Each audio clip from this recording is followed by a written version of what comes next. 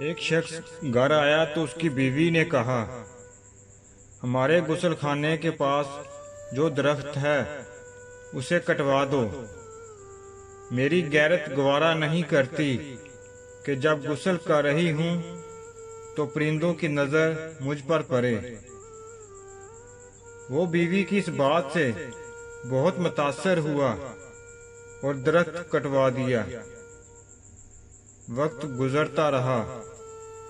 ایک دن وہ خلاف معمول اچانک گھر آیا تو دیکھا بیوی کسی مرد کے ساتھ مشغول تھی۔ اسے بہت دکھ ہوا۔ وہ اپنا گھر بار چھوڑ کر بغداد چلا گیا اور وہاں اپنا کاروبار شروع کر لیا۔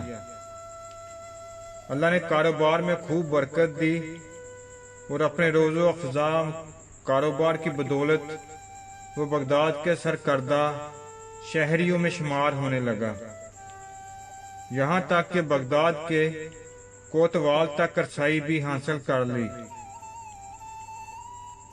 ایک دن کوتوال کے گھر چوری ہو گئی۔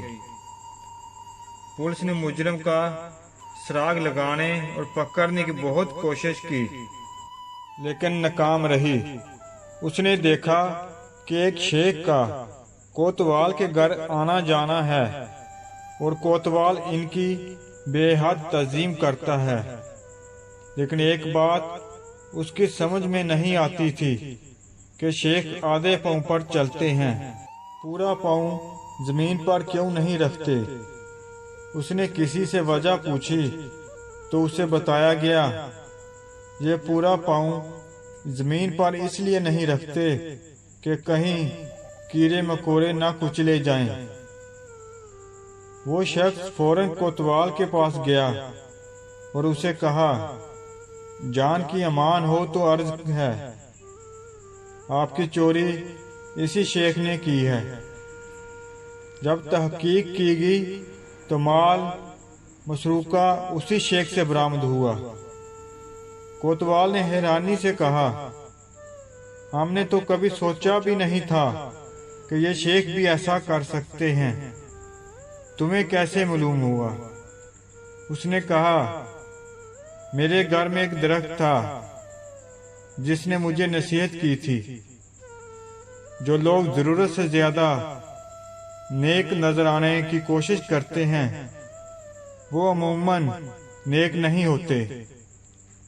سبق یہ حقیقت ہے کہ کچھ لوگ فیس بک کی حدود تک ہی بااخلاق رہتے ہیں، حقیقی زندگی میں ان کے شر سے ان کے محلے دار، رشتہ دار، حتیٰ کہ گھر والے بھی پناہ مانگتے ہیں۔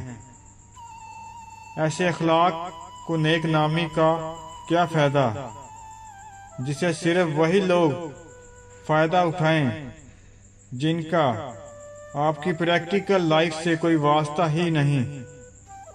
اکثر ایسے کرداروں سے واسطہ رہتا ہے کہ ذرا سا جھگڑا کیا ہوا وہ اپنی کمینگی پر اتر آتے ہیں۔ ذرا سا اختلاف کر کے دیکھ لیں کسی سے، اپنی ٹائم لائن پر مصروف کیا بنے ہوتے ہیں اور حقیقت میں کیا۔